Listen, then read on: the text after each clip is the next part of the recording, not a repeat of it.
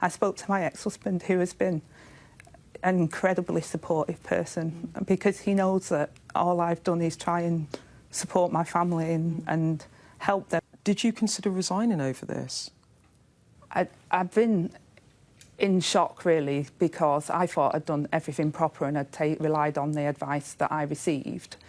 And I'm devastated because I've always upheld the rules and always have done and always felt proud to do that. The Deputy Prime Minister, Angela Rayner, has admitted that she did not pay enough tax on her second home down in Brighton. This scandal has been running for a few weeks now, really started when The Sun on Sunday revealed that the Deputy Prime Minister had bought this house, £800,000, in the seaside village of Hove down on the south coast. And what it later transpired is that she managed to avoid paying the full amount of stamp duty on the purchase of that house, because she claimed that her primary residence, which is up in Manchester in her constituency, she actually didn't own a stake in that any longer. And any suggestions of wrongdoing over the past few days have been vociferously denied by her team and Keir Starmer. But Angela Rayner has said that the full details of her accommodation could not be revealed because of a court order preventing her from doing so. That court order has now been lifted, and what it transpires, and Angela Rayner has come out and said this today, is that actually she was eligible to pay the entire amount of stamp duty on that second home. So about £40,000 of stamp duty potentially hasn't been paid. This is an absolute nightmare and potentially political career ender for Angela Rayner.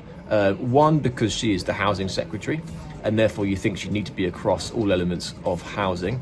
Two, because she has been calling for additional taxes in the lead up to Rachel Reeves's budget, and now we would know that she has avoided paying some herself. Three, because I think that there is a massive hypocrisy element here. Angela Rayner, people will remember, in various Tory sleaze scandals, was first out of the traps demanding people resign over this, and so far she hasn't resigned. But what she has done is referred herself to Sir Laurie Magnus, who is the Prime Minister's independent ethics advisor, and if he finds that she has broken the ministerial code with these pretty dodgy tax affairs, then she might have to resign. But even if she manages to survive that probe, her political career really is hanging by a thread. I mean, Angela Rayner is someone who has long thought to have coveted the top job. She is adored by the left-wingers in the Labour Party. If there was a Labour election tomorrow, she'd have a good chance of winning that. But now her authority, her integrity seems to be in tatters.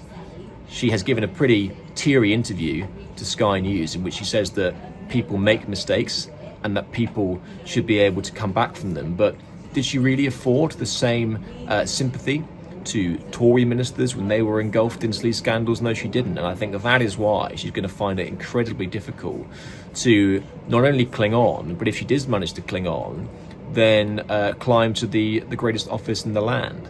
And so I think that at the moment she is in a very, very sticky situation, and I think that it's going to be incredibly difficult for her to hang on to this one.